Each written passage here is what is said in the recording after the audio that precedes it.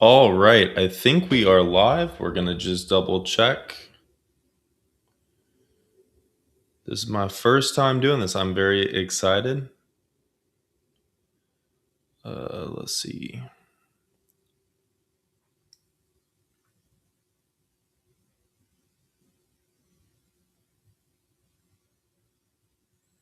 Today we're going to be talking about, uh, we're going to look over some news. We're going to, real estate news. We're going to read some comments, do some Q&A, and then also uh, maybe even make a video or two while we are live. Let me just make sure that this is actually going. Thank you so much if you are watching this at some point.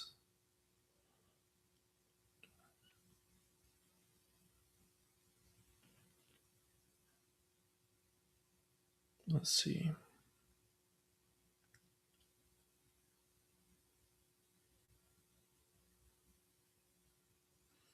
Okay, this actually is working. Very cool. All right.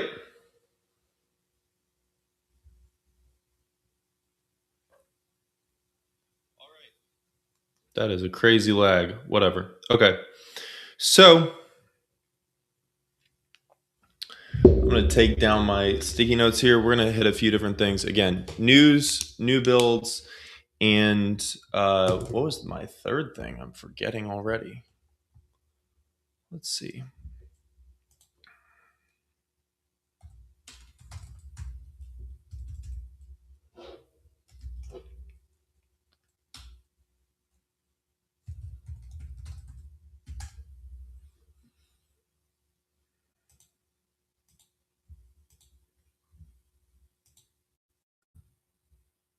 News, new builds, and Q&A. Let's see if I don't have it up in front of me. I will literally forget. Let's start with a little bit of Q&A.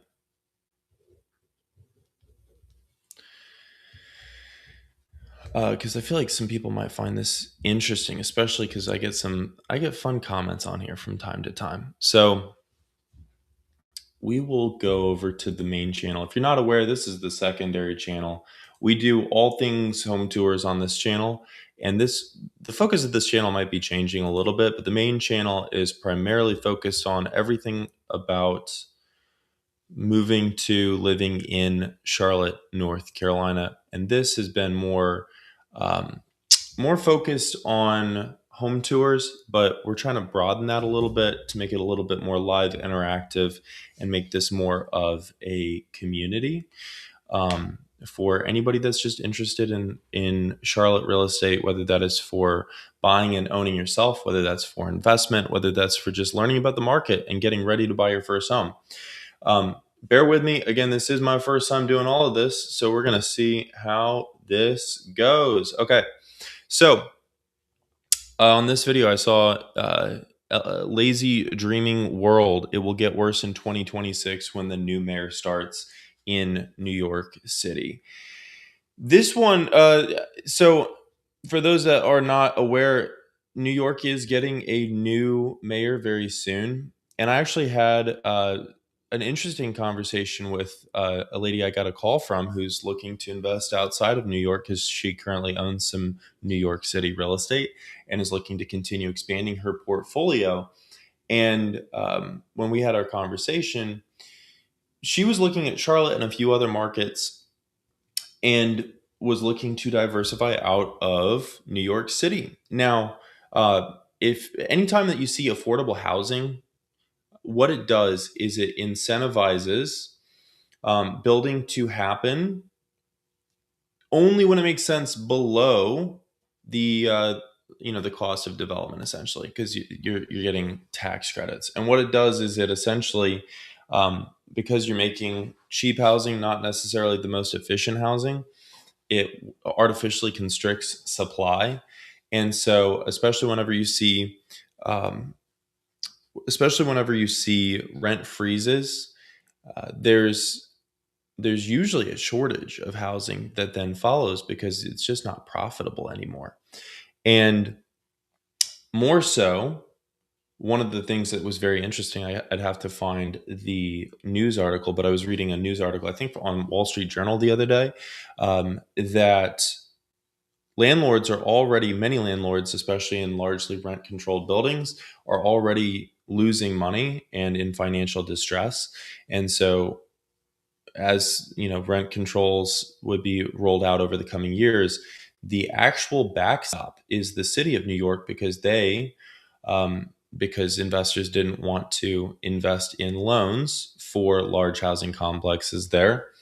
The city had to guarantee those loans, and so the city of New York may be on the hook for $1.6 billion dollars worth of potential defaults. So it's going to be very interesting time in New York real estate for some time to come. Born and raised in North Carolina, it's okay if they don't want to come. I want the old Charlotte back. People have gotten so mean; it's no longer a small city feel. Not to mention the amount of trash people just throw around on the streets and wooded areas is ridiculous. Unfortunately, some people who have moved here have made the city worse.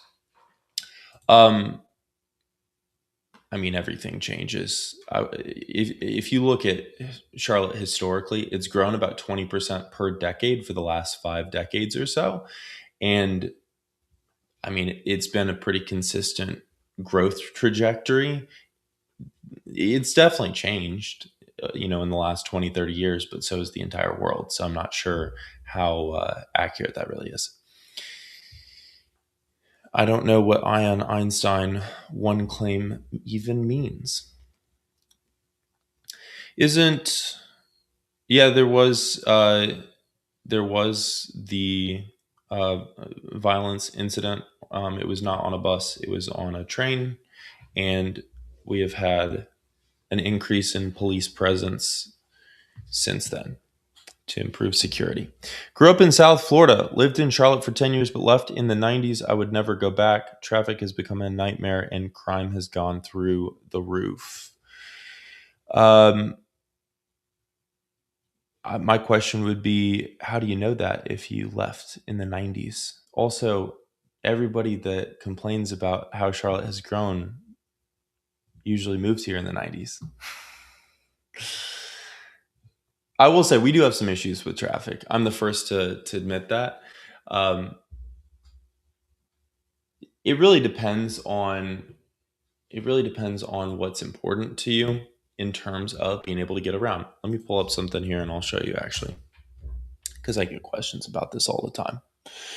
So let's see, how do I turn on traffic as a layer?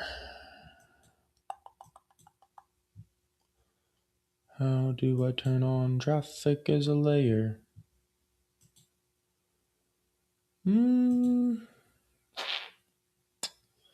Oh, here we go. Okay, here we go.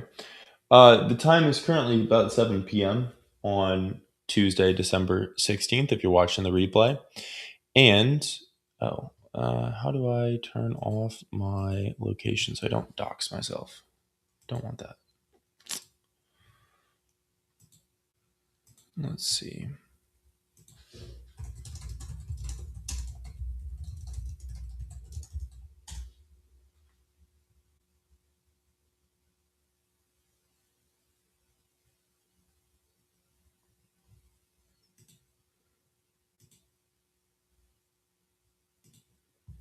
How do I do that? I might have to fire up the iPad and do it that way.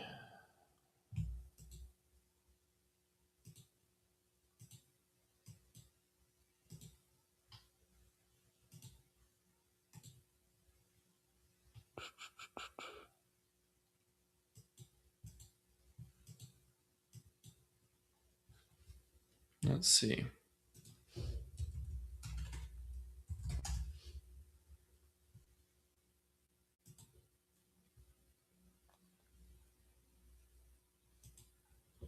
My maps.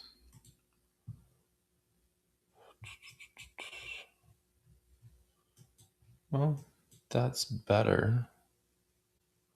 How do I turn on base map? Traffic. Please let me turn on traffic.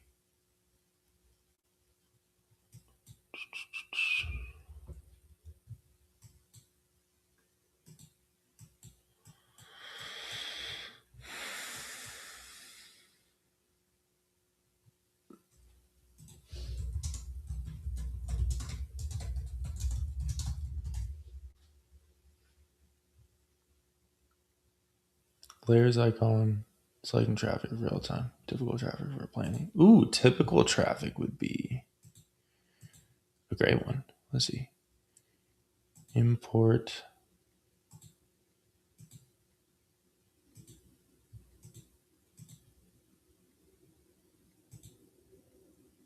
Base map.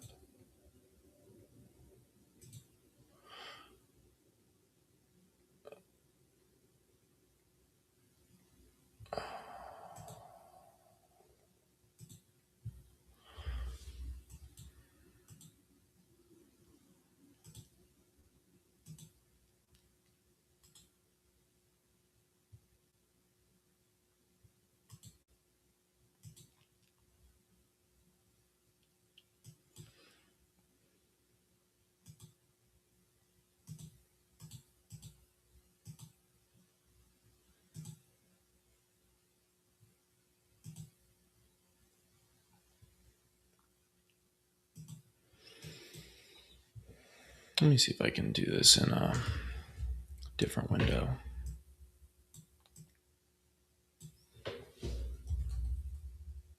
Here we go. All right.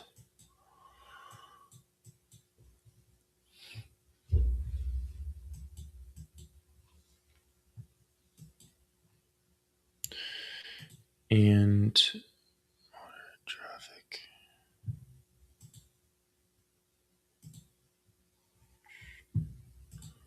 How do I add it in? Let's see. I'm going to just go ahead and try sharing this.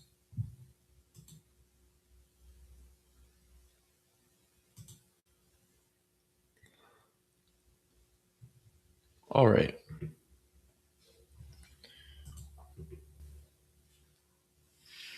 was really hoping not to have the black bars, but whatever. So here we are. Traffic, and we're going to say typical traffic. So people always complain about the traffic, and we do get some traffic. But I'm going to show you exactly where it is and what's the worst. So around like 7:20 a.m. typically is the worst traffic that you're going to see. You see it on 77 going north. You'll see it especially on 85 going into the city.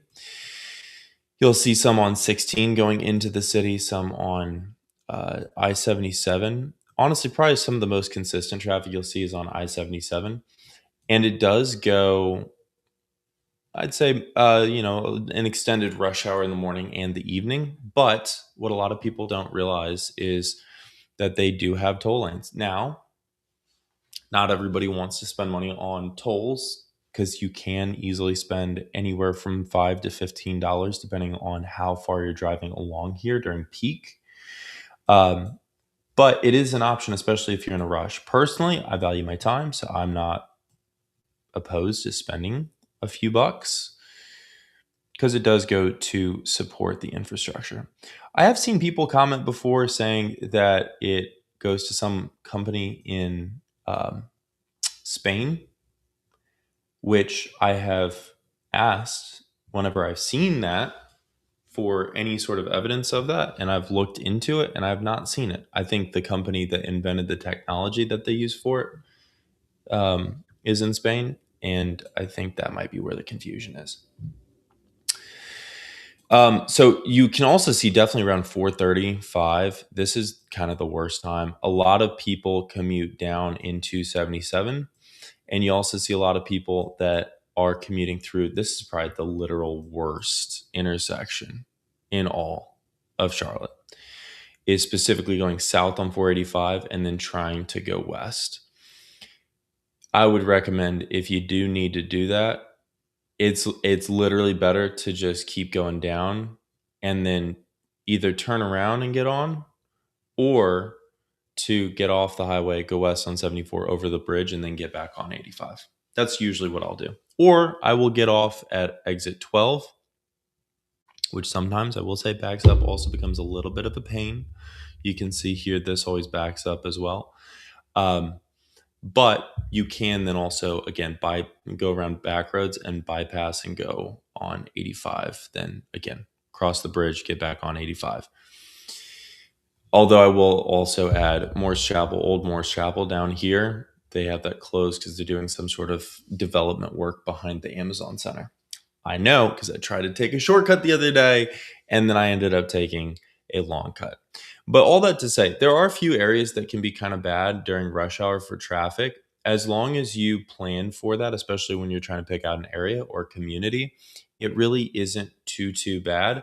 And the key thing is just knowing um, how long of a commute are you comfortable with having? Because if it's too long of a commute, don't live there. Again, it's something that is figure outable. I'm going to pull back up the. Did I show the tab? I don't want the tab. I want the window. Let's see. Here we go. Like I said, I'm new to this. All right. So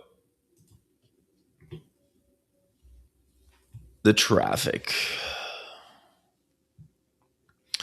Watching this video November 25th, prices on homes have been dumping.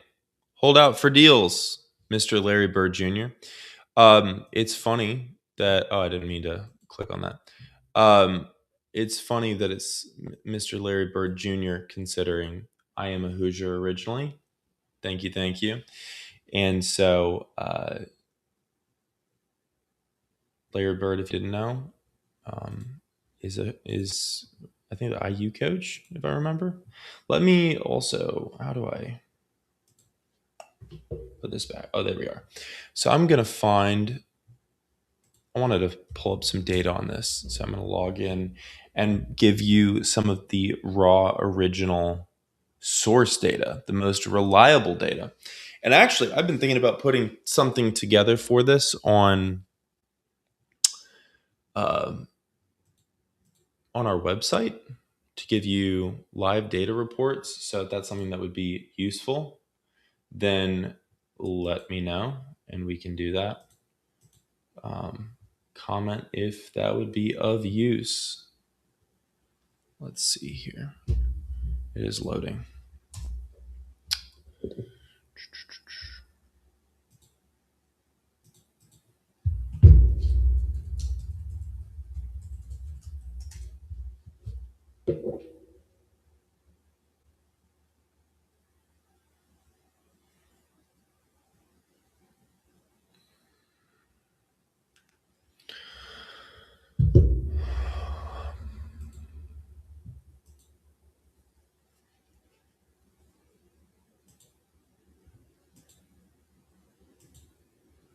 All right.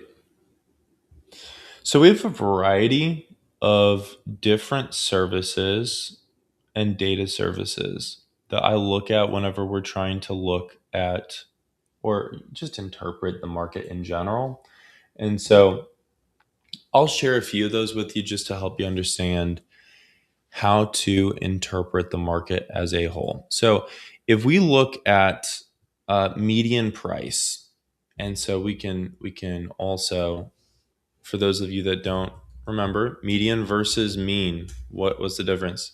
So median is the middle value, meaning half of the numbers in a data set are below that, half the numbers in the data set are above that.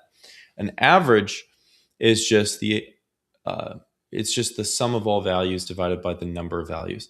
So it is not actually useful from a statistics perspective. For those of you that don't know, my undergrad was in robotics engineering, so I'm a little bit of a nerd. The secret's out.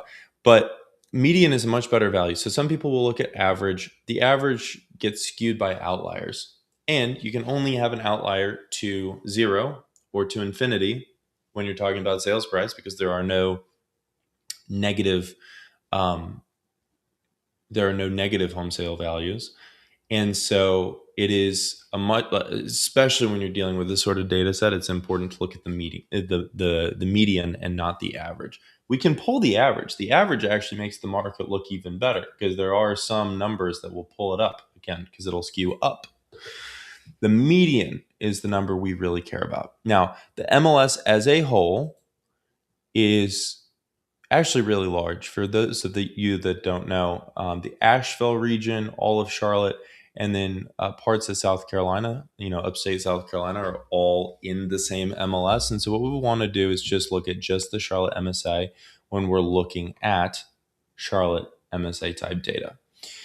You can see here it's been kind of a stair step over the last 3 years, and it's starting to trend up a little bit in November, which was very, very interesting. This winter has been really busy. I don't know if other agents, other realtors, other brokers have experienced the same thing, but at least for our clientele, this has been the busiest month ever, and it's only getting busier. But in terms of looking at again, what was it he said? The market is dumping. Hold out for deals. I think what he might be referring to is not what are homes selling for, but instead, what is the percent of the original price that homes are selling for? There's a couple of reasons for this, but when you see here back, especially during the insanity of 21 and 22, what you saw was homes were going for over asking price. The median was 100.9%. And now the median's 97.3%. Meaning that if a home is listed for, for easy math, $100,000 back in June of 2022, it would have sold for $101,000, almost $100,900. Today, if you have a $100,000 house, that means it's probably going to sell for $97,000. But does that mean that we've seen the value of the homes just drop? No, because if we go back to our median sales price from June to today, we've seen prices go from a median of 358 up to a median of 402. Now, median also lies. It is not the best indicator. And I'm going to show you why here in just 1 second. So the median sales price also gets skewed by one other thing, and that is your square footage. Because let's say that we're looking at the median of only homes that are under 1,000 square foot. Well, look at that. The median is $201,000. Well, why is that? It's because they're small homes. What if we're only looking at 3,000 square feet or more? Well, the median is $819,000. And so when you're looking at the market as an aggregate, when you're looking at a large data set to get some sort of a median or average value to judge how the market is doing, the best indicator is median price per square foot. And this is not easy, especially for, I'm sorry, I don't know where there's a good place to get this data other than soon to be my website. So you can go to livingincharlotteteam.com and sign up for the newsletter, and we'll let you know when that is released. But you can see here the median as of November 2025, because we're in the middle of December, so the December data doesn't exist yet, right? We got another 2 weeks to make the data. To make it up, we're sitting at $224 per square foot as the median. So this gives you a much better pulse. It still can skew depending on what sectors of the market are doing better or not doing as well. So if you have really, really high-end homes are doing better, then it will skew this up. If you have really, really low-end homes or entry-level homes, I should say, that are doing the best, then it'll skew down. And so actually right now we're kind of seeing a split in that data where lower price point, like entry-level homes, and higher price point homes are doing really well, and kind of in the middle is no man's land right now. But you can see again, when you're looking at the data this way, from that June of 2022 number, 175, up to today, you're looking at a pretty penny of appreciation. What would that be? 175, 224 divided by 175, 28% over the last 3 years. It's a big jump. It is a big jump. And you'll notice it has been pretty flat over the past year. Rates have been high. That pushes values down. But all that to say, just because you see, again, percent of the original price, that discrepancy That does not mean, what it really means is that homes are getting listed for higher prices and then they're negotiating down to the same price versus there being a ton of buyers for homes and them listing low and then it going over asking price because real estate was fundamentally undervalued at the time. Back to questions. You also, Brivana says you also have Brivana Boutique Women's Apparel in North Creek Village Shopping Center. We might. I'll take your word for it. You seem like you might be an expert. That's another plus. You can be in the suburb in South Carolina, get to Uptown in 18 minutes. This is true. I'm going to see if I can go back to, where is it?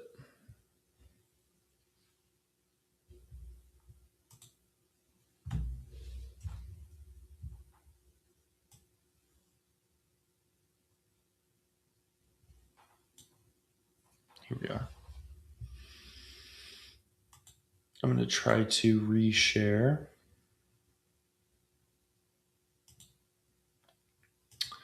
the map.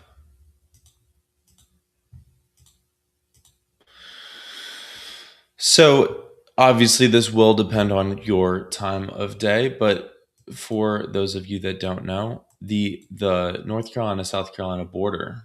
Let me switch back to sharing my screen. So the North Carolina South Carolina border, it runs through here down Lake Wylie, then it runs up to Carowinds, and then from Carowinds down towards Waxhaw. It's kind of a wonky border there. And excuse me.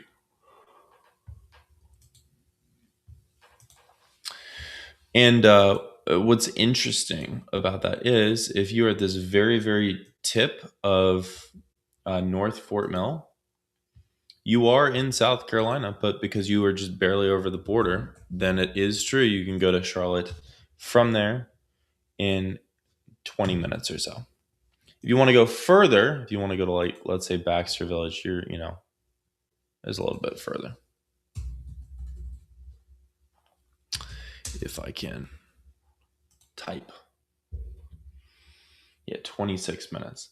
It looks a lot further than it actually is. And if you haven't been to Baxter Village, it's a pretty good spot. They've got great shopping there. And it also, let me show you.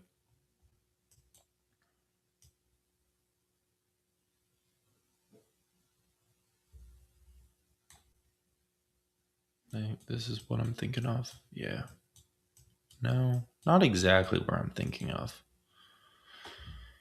But this is a good spot. There's lots of shopping. It's very quaint. And where's the Starbucks? That's my, don't judge me. That's my, Pucker Butt Pepper Company is actually world renowned. They have patents for the two spiciest peppers in the world, the Carolina Reaper and the, I should know this. I do know this. It's just been a long day.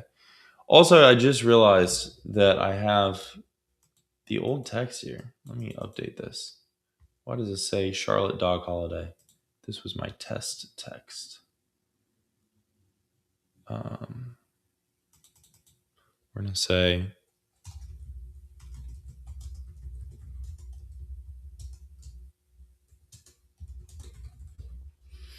real estate news and new builds. That's what we'll call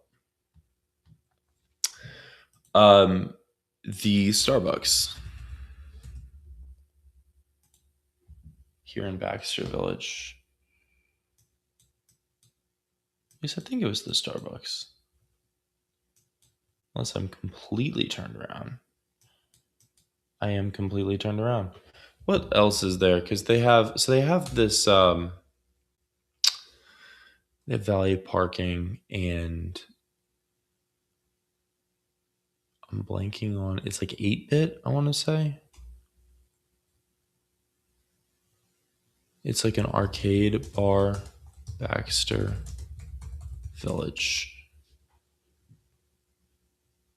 Mm, replay. Oh, I'm on the wrong. Here it is. I'm on the wrong side of the highway. That's why I couldn't find it. This is so cute over here. I've been over here several times with my girlfriend to get some. They have a little swim school over there, which is cool. But replay brewing is what I was thinking of. This is really a fun spot. Video games and yeah, there you go. It's really cool. Highly recommend. And they do have some good brews as well, if that is your your thing. Epic Chop House at Kingsley. Epic Chop House is my favorite steakhouse in Charlotte, but particularly the one up in Mooresville. It's classic and it's really nice. This whole shopping center here is see, I'm not crazy.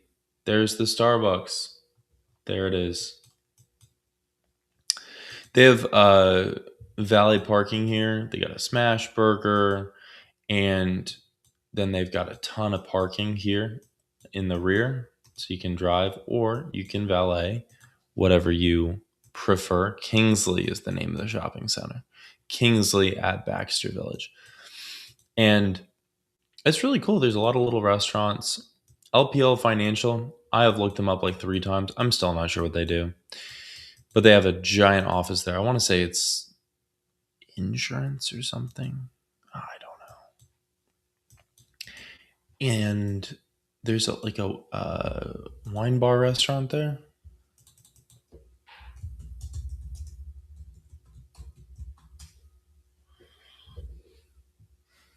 Oh, Bricks is incredible. If you haven't been to Bricks, go check out Bricks.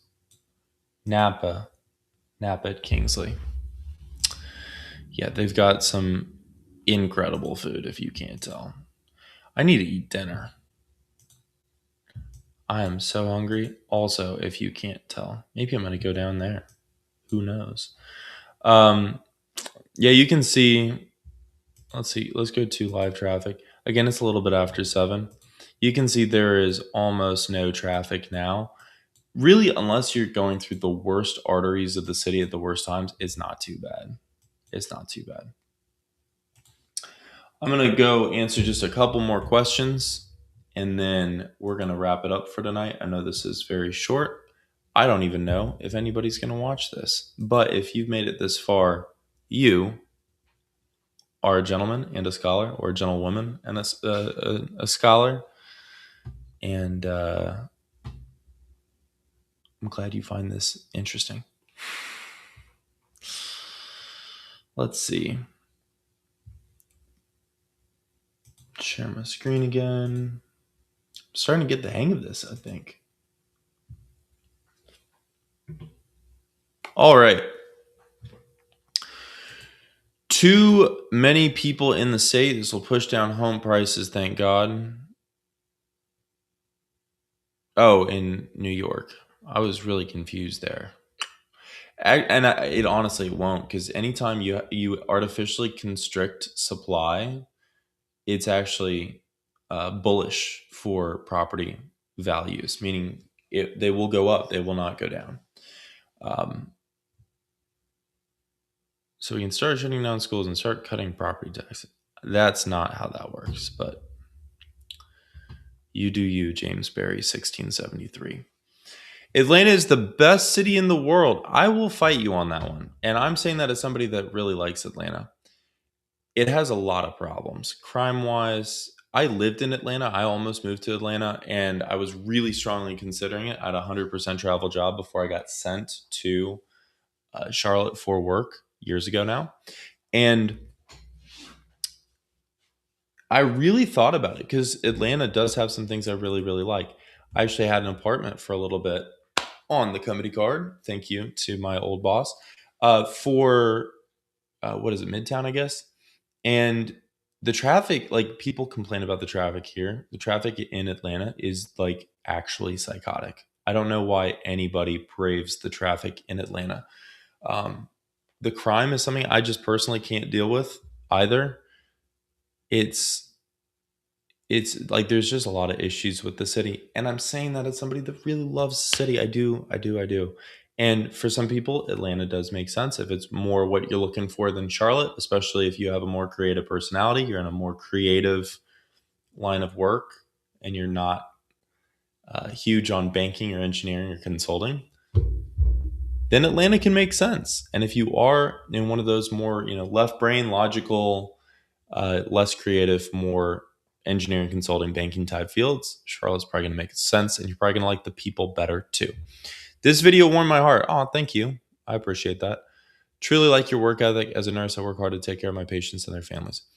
I appreciate you as a healthcare hero and contributor, and also as somebody that deals with so much BS, because nurses don't get enough appreciation. And we love all of our nursing clients because we know how hard you guys work. Um, and we do work hard to take care of our clients too, because that's the right thing to do. Greenville is much more bike friendly, in my opinion. My wife and I commute everywhere on e-bikes. If you're in downtown Greenville, I can see that. But it's also because Greenville is, I'm just going to say it, Greenville is not a real city. I'm sorry. It is a very, very large town. I've had this debate many times with friends, colleagues, and my girlfriend. It is technically a city, but it is a very large, small town, and that is all it is. If you want a city, Charlotte is a city. It's not even a big city; it's a medium-sized city. If you want a large, small town that has some nice amenities, Greenville's phenomenal. Don't get me wrong; I love Greenville. It is just it's hard. It's apples and oranges. It's hard to compare, which is, of course, why I compared them. A. Fenderson, grade school is a pretty poor way of calibrating. I actually agree with that. Moved here to a 10 out of 10, and they just push the kids through and don't really help them. Teachers are underpaid, and most don't care. That is actually everywhere. A lot changed with the education system after COVID, and it is not as rigorous as it used to be. Or maybe I'm just becoming an old curmudgeon, and I'm like, back in my day. Then I hear about how much teachers are engaged in some schools that are rated like 7 out of 10, but probably just don't game the metrics. Talk to people. There has to be a way to truly understand. Maybe this guy's grade school thing helps. So my 2 cents on this, I actually was home educated all the way until I went to college. And what a lot of people don't realize is the number one, and there's research to back me up on this. This isn't just my hot take, even though it is my hot take. The number one contributing factor to student success is the attitudes towards education at home. And so when you have a school that is maybe a 7 out of 10 or an 8 out of 10 or a 6 out of 10, what you don't see is that there are very, very positive attitudes towards education at school, but not necessarily at home, at least not for everybody. And you go to a 10 out of 10, and I can tell you because I see this every single day with clients that are looking at schools, all the people who really care about education and have the means to live anywhere that they want to, what do? They look at school ratings, and they tend to pick areas that are 10 out of 10 school ratings, 9 out of 10, 10 out of 10 school ratings. And so I've had people that even had their kids in 5 out of 10 school ratings, but they loved the schools. They loved the teachers, they loved the curriculum, and they loved the environment that their kids were in. And in some of those instances, it's schools that most of the people that really care about education would never even look at because they're looking just at the score. But when you have 10 out of 10 schools, there's a selection bias. And so many of the people that move to those areas, they care about education so much and they put so much emphasis on that at home that their kids would have done well in school, in any school. And so there's again some confirmation bias there. Now, some people, again, it makes them feel warm and fuzzy to get that external validation on the school rating, to know that they're doing everything they can for their kids. I don't have kids yet, so I will not pretend to understand things that I probably don't understand yet. But having been through the education system and done very well at Purdue, which is a real, very real university, uh, there's some confirmation bias there. How much? So Lowell Woods is closed out now. So this pricing is way out of date. But it was high threes, low 400s. This is one of the things I'm gonna harp on for a second. The housing market has really changed in terms of pricing here over the last 5 to 10 years. Actually, I'll pull it up. I get it, especially for people like I grew up with my parents talking about being in a $540 a month mortgage because they bought a very, very inexpensive home at the beginning of the 2000s. Inflation has occurred forever. It will continue to occur forever. And that plus the fact that areas that are nice areas, lots of people want to live there. And so prices go up over time. Guess what? You will always see prices of real estate go up. We've seen it for the last 150 years. I understand, especially the last 5 years, there was this big jump here. But honestly, if you take that out and you just smooth this out, this is a pretty smooth trajectory. We're not on some crazy trajectory at this point. We've kind of evened out to where we would want to be to maintain a steady rate of appreciation. Now, be that as it may, actually, I'd have to really look at this to see if you graph this on a log scale instead of just, because compounding appreciation should be exponential, meaning that it should actually look kind of like a hockey stick no matter what. It shouldn't look this steep. We might honestly be undershooting the average for appreciation over the last 25 years. But if we are looking at, let's say, an entry level single family home, so something that's going to be under 2,000 square feet, single family, somewhere in the Charlotte MSA, the median is 330. Now you look at new construction, it's also 330. And many of these are smaller homes, and smaller lots too. But guess what? That is what an entry level home currently is. So to put this into, I'm going to use one of the lenders that many of our clients work with has a great calculator, Mike. Mike's calculator is good. At least I know how to use it. So to put this into perspective, if we were going to say again for a 330,000 home, which again, half the options are less than this in the square footage range. There's not a ton, right? But half the options are less than this, half the options are more than this, and I'll go back and show it.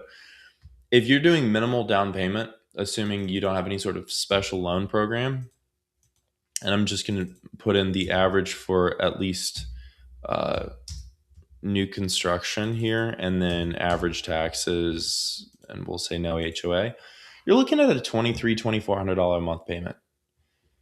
And that's with minimal down payment. And we can get down payment down to just about zero with some of the special loan programs and first time buyer programs that we have out there. But let me go back to, if we're looking at that entry level, that's just that, especially if you want a larger home, that 330, 380, 400, 4.25 range is just like where the market is currently. So we'll say, let's say under 350, and we're going to say new construction. And this is similar to the process I take clients through when we're starting to explore areas or homes that might be a fit for what they're looking for. You can see there's quite a few options inside the city. I can almost guarantee a lot of these are going to be townhomes. This one's going to be a townhome, right? You go over here to the west side. These are townhomes. If you're inside of the city, you're probably looking at a townhome, especially in that price point. And what I also really like to do, and this is what I take clients through, is um, looking at not only stuff that's on market, but stuff that is sold in the last year, because it gives you the full picture of the market. It shows you everything that's out there and not just the things that are currently sitting on the market today. Because the things that are sitting on the market today don't take into account all the off market inventory. They don't take into account the best deals, because the best deals always sell first. And you're really just looking at leftovers. And so the leftover properties are not the best deals. They're not the ones you want to buy. They're the ones that you might get stuck with if you have no other options. I'm going to also, real quick, just even though this is going to filter out a lot of stuff, I'm going to just select more for Metro Charlotte, because otherwise we'd be getting stuff that's way out in places like Asheville, which is not really relevant to what we're trying to get at here. And I'll add in Monroe, Stanfield, Locust, because there's some good inexpensive home options out those ways. And yeah, you can see 311 new construction options in the last year. Some on the near north side, nothing on the south side, because the south side tends to be a lot more expensive. Some way to the south, some to the northwest. I actually really like the Mount Holly area personally. I live not too far from there, and you'll see a lot of homes like this one that are developed by local builders, so not necessarily your national chains. And so you'll get little infill lots like this where they're cute, they're functional, they do the job, and it ain't fancy, but it is a great start. So look at that tile. That's pretty. So no matter what price point you're looking at, because we do have clients everywhere from, in the last couple of years, I've worked with people everywhere from $200,000 starter home all the way up to $4 million plus luxury estates and everything in between. If you are trying to find what area around Charlotte or even across the Carolinas is the fit for you and your loved ones, then what I would strongly recommend you do is go to the Charlotte Areas quiz that I put together. Answer a few quick questions, and you will get my personal recommendations of a handful of carefully selected areas that you can do more research on and see what might be the best fit for you and your loved ones. It is free. It takes all of about 20 seconds. And you also, when you fill out the quiz, you also get access to myself and my team to answer questions that you have about any of the areas. And even, whether you're moving in a week, month, 3 years, we've had people on all sorts of timelines. We don't care. We're just here to help, because we love helping people to make Charlotte home. So thank you for watching this live broadcast. I've been rambling for quite some time. I'm going to go get some food. This is the first of many, and I'm excited to keep this up. And until next time, hope to show you around Charlotte. Thanks.